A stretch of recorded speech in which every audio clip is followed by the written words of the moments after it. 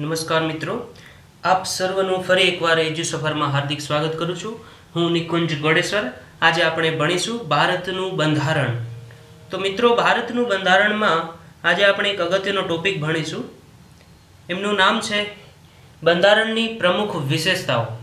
મિત્રો, આપણું ભારતનું બંધારણ બન્યું ત્યારે એમની શું શું વિશેષતાઓ છે, વિશ્વના બંધારણથી આપણું બંધારણ કઈ રીતના અલગ છે, એમાં શું એવું કન્ટેન્ટ રાખવામાં આવ્યું છે કે વિશ્વના બધા જ બંધારણો કરતાં આપણું બંધારણ વધારે સારું અને અલગ બન્યું છે. એનું કારણ શું, એની શું શું વિશેષતાઓ છે, એ વિશેષતાઓ આપણે પહેલાં 2 સ્લાઇડમાં એક એક ટોપિકના રીતે ભણીશું અને ત્યાર પછી આગળ આ જ લેક્ચરમાં આપણે એક એક ટોપિક ઉપર ચર્ચા કરતા જઈશું. કે બંધારણની એક વિશેષતા એવી છે કે સૌથી લાંબુ લિખિત બંધારણ છે. તો એ શું કામ લાંબુ છે, એનું કારણ શું છે, એમાં શું શું કન્ટેન્ટ છે કે એટલું આપણું બંધારણ એટલું લાંબુ થઈ ગયું. અને વિશ્વનું સૌથી લાંબુ બંધારણ મીન્સ સૌથી વધારે કન્ટેન્ટવાળું બંધારણ આપણું બન્યું, તો એના કારણ શું છે એ બધાની ચર્ચા આજે આપણે આ લેક્ચરમાં કરીશું. મિત્રો, હું તમને ગેરંટી આપું છું કે જો તમે આ લેક્ચર બહુ સરસ રીતના 1 થી 2 વાર જોઈ લેશો તો કોઈ પણ એક્ઝામમાં તમને ભારતના બંધારણની પ્રમુખ વિશેષતાઓ ઉપરનો પ્રશ્ન પૂછાશે તો તમે આરામથી સોલ્વ કરી શકશો. કારણ કે આપણે એક એક ટોપિક આપણું જે વિશેષતાઓ છે એની ચર્ચા કરીશું અને એ વિશેષતા છે એની ડીપમાં પણ ચર્ચા કરીશું. તો મિત્રો, આપણે આગળ જોઈએ. જો આ પહેલી સ્લાઇડ છે એમાં તમે જોઈ શકો છો. પહેલાં આપણે થોડી એની પ્રસ્તાવના જોઈ લઈએ કે બંધારણનો સુધારા કઈ રીતના છે, શું છે, એ બધું આપણે થોડું જોઈ લઈએ. જો ભારતનું બંધારણ 1949માં જ્યારે બન્યું, આપણે આગલા લેક્ચરમાં ચર્ચા કરી હતી કે આપણું બંધારણ 1949માં અમલમાં આવ્યું. ત્યાર પછી એમાં ઘણા બધા બંધારણીય સુધારા કરવામાં આવ્યા. મિત્રો, આ સુધારાઓ જો અહીં નીચે મેં દર્શાવેલું છે કે અનુચ્છેદ નંબર 368 પ્રમાણે સુધારાઓ કરવામાં આવે છે. બંધારણ સુધારા કયા અનુચ્છેદ પ્રમાણે કરવામાં આવે છે કે 368 અનુચ્છેદ પ્રમાણે બંધારણમાં સુધારા કરવામાં આવે છે. એમાં ઘણા બધા સુધારા થયા, પણ આપણા બંધારણમાં સૌથી અગત્યના જો સુધારા કહી શકાય તો એ 7મો સુધારો, બંધારણીય સુધારો 42મો, 44મો, 73મો અને 74મો સુધારો. બંધારણમાં જો આ 5 સુધારા થયા એ સૌથી અગત્યના છે અને એમાં ઘણા બધો બંધારણમાં સુધારો કરવામાં આવ્યો. એમાં મિત્રો 42મો જે સુધારો કરવામાં આવ્યો 1976માં, અહીંયા લખી દઉં કે 42મો સુધારો 1976માં કરવામાં આવ્યો હતો. ક્યારે? 1976માં. તો 42મો જે સુધારો કરવામાં આવ્યો એમાં ઘણું બધું આપણા બંધારણમાં કન્ટેન્ટ નવું ઉમેરવામાં આવ્યું. જેમ કે મૌલિક ફરજો છે એ પહેલાં આપણા બંધારણમાં નહોતી, પણ 42મા સુધારા દ્વારા એમને ઉમેરવામાં આવી. એટલા માટે આ સુધારાને મિની કોન્સ્ટિટ્યુશન કહે છે, કે મિની બંધારણ. ઇંગ્લિશમાં બંધારણને શું કહેવાય? કોન્સ્ટિટ્યુશન. અને ગુજરાતીમાં આપણે કહી શકીએ કે એક નાનું બંધારણ એ 42મા સુધારાને કહી શકાય છે. હવે આગળ આપણે જોઈએ મિત્રો કે બંધારણની પ્રમુખ વિશેષતાઓ. જો આ એક એક ટોપિક છે, સૌથી લાંબુ લિખિત બંધારણ છે, ભારતનું બંધારણ છે એ વિશ્વમાં સૌથી લાંબુ લિખિત બંધારણ છે. બંધારણના 2 પ્રકાર હોય, એક લિખિત બંધારણ હોય અને અલિખિત. એ આપણે આગળ લેક્ચરમાં ચર્ચા કરીશું, પણ અત્યારે ખાલી આપણે વિશેષતાઓ જોઈ લઈએ કે કઈ કઈ ભારતના બંધારણની પ્રમુખ વિશેષતાઓ છે. વિશ્વના પ્રમુખ બંધારણનો પ્રભાવ. તો આપણા બંધારણ ઉપર વિશ્વના ઘણા બધા એવા બંધારણો છે, જેમ કે અમેરિકાનું બંધારણ, બ્રિટનનું બંધારણ, જર્મનીનું બંધારણ, આયર્લેન્ડનું બંધારણ, સાઉથ આફ્રિકાનું બંધારણ, ઓસ્ટ્રેલિયાનું બંધારણ. આ બધા જ દેશોના બંધારણનો અભ્યાસ કરીને આપણે એમાંથી સારી વસ્તુઓ લીધેલી છે. તો આ વિશ્વનો જે બંધારણો છે, અલગ અલગ વિશ્વના બંધારણો, એનો આપણા બંધારણ ઉપર શું પ્રભાવ છે એ આપણે લેક્ચરમાં આગળ ચર્ચા કરીશું. પછી નમ્યતા અને અનમ્યતાનું મિશ્રણ. નમ્યતા એટલે એમાં સુધારો કરવો હોય તો ખૂબ સહેલું હોય, સરળ હોય મીન્સ, અને અનમ્યતા એટલે ખૂબ કઠોર, એમાં સુધારો કરવો હોય તો લાંબી પ્રક્રિયા હોય અને ખૂબ જટિલ પ્રક્રિયા હોય. મીન્સ એમાં રાજ્યોની અનમ્યતા એટલે શું કે બંધારણમાં સુધારો કરવો હોય તો એ સુધારો કરવા માટેની પ્રક્રિયા ખૂબ લાંબી અને જટિલ પ્રક્રિયા હોય. ફોર એક્ઝામ્પલ, એમાં વોટિંગ થાય તો અડધા રાજ્યો કરતાં વધારે રાજ્યોની પણ હા હોવી જોઈએ જો એ સુધારો કરવો હોય, અને એમાં અડધા રાજ્યો કરતાં વધારે રાજ્યો એમાં અનુમતિ આપે તો જ એ સુધારો શક્ય બને. એ આપણે આગળ આ લેક્ચરમાં જ આગળ વધારે ડીપમાં ચર્ચા કરીશું. પછી એક બંધારણની પ્રમુખ વિશેષતા એ પણ છે કે પંથ નિરપેક્ષતા, એટલે કે સર્વધર્મ સમન્વય. આપણે આમ પણ કહી શકીએ કે સર્વ ધર્મ સમન્વય, કે બધા જ ધર્મોને સરખું માન. બધા જ ધર્મો ભારતના નાગરિક માટે સરખા છે. કોઈ પણ ધર્મનો એ વિશ્વાસ રાખતા હોય નાગરિક, તો એ બધા જ ધર્મો એક સરખા છે એવું માનવામાં આવે. પછી મૂળભૂત અધિકારો, કે ભારતના બંધારણમાં એક મૂળભૂત અધિકારો આપવામાં આવેલા છે. તો નાગરિકો માટે જે મૂળભૂત અધિકારો છે એ ખૂબ જ અગત્યના છે. એ લોકશાહીનું એક વિશેષ લક્ષણ છે. આપણે આગળની સ્લાઇડમાં એનો ડીપમાં ચર્ચા કરીશું, અને આ મૂળભૂત અધિકાર ઉપર તો એક આખો અલગથી જ એક લેક્ચર બનાવીશ, એ તમે જોઈ લેશો તો વધારે સારું રહેશે. ત્યાર પછી આપણે ચર્ચા કરીએ કે બીજી પ્રમુખ વિશેષતાઓ શું છે આપણા બંધારણની. સ્વતંત્ર ન્યાયપાલિકા. આપણા બંધારણની આ પણ એક પ્રમુખ વિશેષતા છે કે સુપ્રીમ કોર્ટ,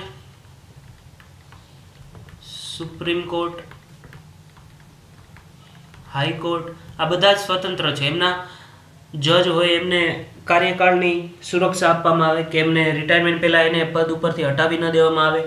સંસદ એના ઉપર જોર હુકમી ન ચલાવી શકે. એટલે એનો મતલબ એમ કે આપણી ન્યાયપાલિકા સ્વતંત્ર છે. આપણે આગળ વધારે ડીપમાં અભ્યાસ કરીશું, પણ અત્યારે આપણે જોઈ લઈએ કે આપણા બંધારણની શું શું વિશેષતાઓ છે. પછી એક વિશેષતા ઉપર આપણે આગળ વધારે ચર્ચા કરીશું આ જ લેક્ચરમાં.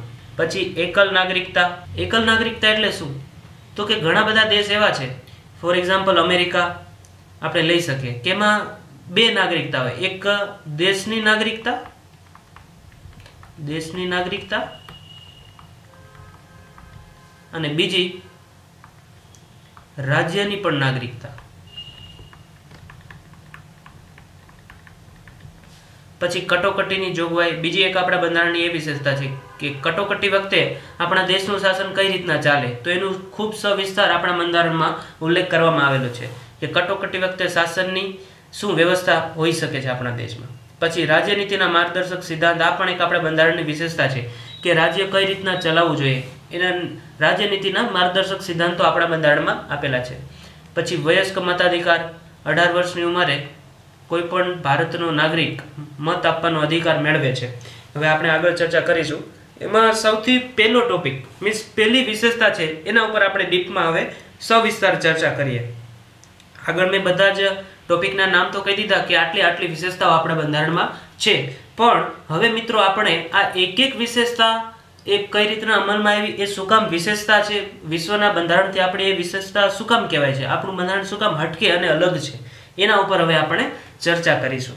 તો પહેલી વિશેષતા એ છે કે સૌથી લાંબુ અને લિખિત બંધારણ. મિત્રો મેં પહેલા જ આગળ કીધું એમ કે બંધારણ બે પ્રકારના હોય. પહેલું લિખિત બંધારણ. તો એના એક્ઝામ્પલ ક્યાં ક્યાં છે? તો કે એમાં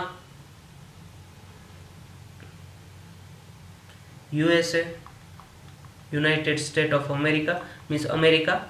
પછી ભારતનું બંધારણ. આ બંધારણ લિખિત બંધારણ છે, એ લખીને આખું એનું માળખું તૈયાર હોય છે, લખેલું માળખું.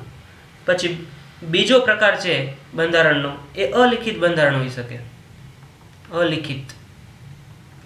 તો એના એક્ઝામ્પલ ક્યાં છે? તો કે બ્રિટનનું બંધારણ, પછી ઇઝરાયલનું બંધારણ. ઇઝરાયલનું બંધારણ પણ અલિખિત છે. પછી સૌથી લાંબુ એનું કારણ શું? હવે આપણે આ જોઈએ. લિખિત તો આપણે સમજી લીધું કે લિખિત બંધારણ છે આપણું ભારતનું બંધારણ, પણ સૌથી લાંબુ બંધારણ શું કામ થઈ ગયું આટલું મોટું? તો કે અંગ્રેજો જ્યારે આપણા દેશમાં શાસન કરતા હતા ત્યારે 1935માં ભારત શાસન અધિનિયમ, હું અહીંયા લખી દઉં, ભારત શાસન અધિનિયમ 1935માં આ અધિનિયમ બન્યો હતો. અને એમાં એટલું બધું ડીપમાં બધી જ વિશેષતાઓને મોટાભાગની વિશેષતાઓ સમાવીને ખૂબ વિસ્તૃત એક દસ્તાવેજ બનાવેલો હતો, ભારત શાસન અધિનિયમ. એના ઉપરથી મોટાભાગનું આપણું ભારતનું બંધારણ બનાવવામાં આવ્યું છે. હા, વિશ્વના ઘણા બધા દેશોમાંથી સારા સારા તત્વો લીધા છે, પણ એમાં ભારત શાસન અધિનિયમનો ખૂબ મોટો ફાળો છે. એમાંથી આપણે ઘણું બધું આપણા બંધારણમાં લીધેલું છે. જો 1900 હવે આપણે જોઈએ કે પહેલાં આપણું બંધારણ બન્યું ત્યારે એમાં કેટલું કન્ટેન્ટ હતું, તો આપણે બે રીતના જોઈ શકીએ. 1935 49માં અને હાલમાં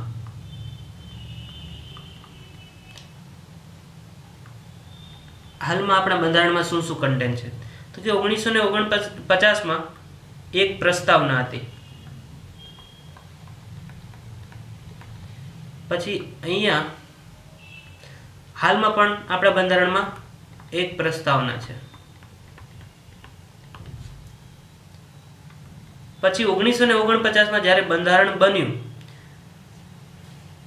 ત્યારે 395 અનુચ્છેદ હતા. કેટલા અનુચ્છેદ હતા? 395. અને હાલમાં કેટલા અનુચ્છેદ છે? તો કે 465 અનુચ્છેદ છે હાલમાં આપણા બંધારણમાં. 465 અનુચ્છેદ એ સુધારા કરીને પછી ઉમેરવામાં આવ્યા. પછી જ્યારે આપણું બંધારણ 1949માં બન્યું ત્યારે 8 અનુસૂચિઓ હતી, અને ત્યારે આપણું બંધારણ કેટલા ભાગમાં વિભક્ત હતું? તો કે 22 ભાગોમાં.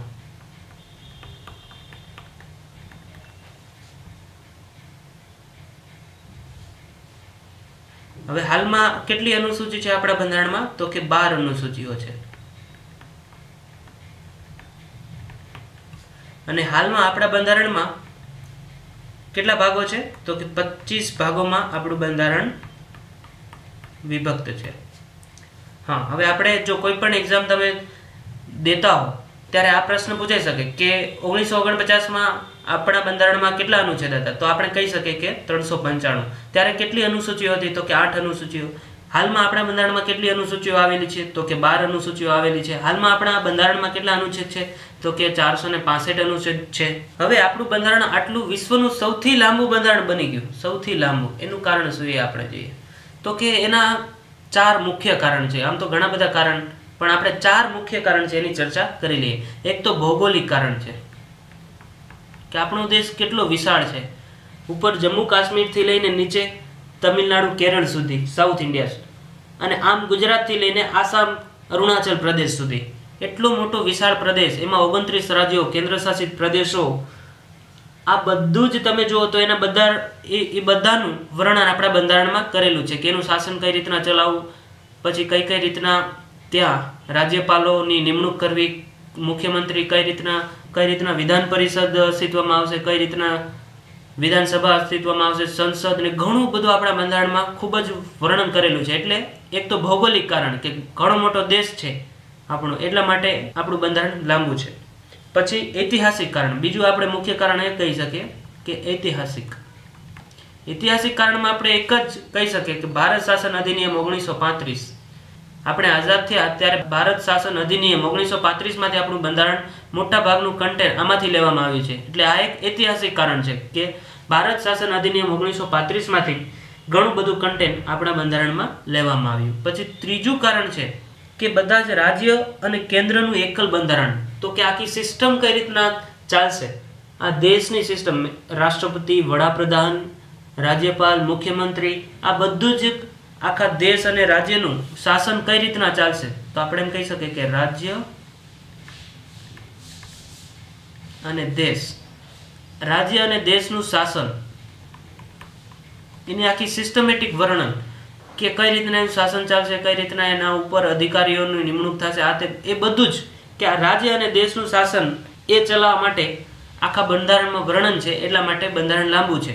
પછી એક ચોથું અને છેલ્લું કારણ એ પણ આપણે કહી શકીએ કે જ્યારે બંધારણ સભા, આપણે આગલા લેક્ચરમાં જોયું કે 389 સભ્યો હતા, તો એમાં સૌથી વધારે કાનૂન વિશેષજ્ઞો મીન્સ વકીલો હતા. વકીલોનું પ્રભુત્વ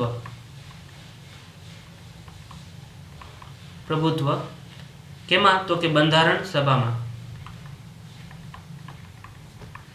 જો વકીલોનું પ્રભુત્વ હોય તો એ ઘણા બધા ટોપિક ઉપર કાનૂન બનાવે અને ઘણા બધા એણે સંશોધન કરીને સારી વસ્તુ વિશ્વના બંધારણમાંથી લીધી. આ 4 કારણો, ભૌગોલિક, ઐતિહાસિક, રાજ્ય અને દેશના શાસન ચલાવવા માટેનું વર્ણન, બંધારણ સભામાં કાનૂન વિશેષજ્ઞો મીન્સ વકીલોનું પ્રભુત્વ, આ કારણો લીધે આપણું બંધારણ વિશ્વનું સૌથી લાંબુ બંધારણ અને લિખિત બંધારણ બન્યું. તો હવે તમારી કોઈ પણ એક્ઝામમાં, ઇવન જીપીએસસી કે યુપીએસસીમાં પણ પૂછાય, ભારતના બંધારણની પ્રમુખ વિશેષતાઓ પર ચર્ચા કરો.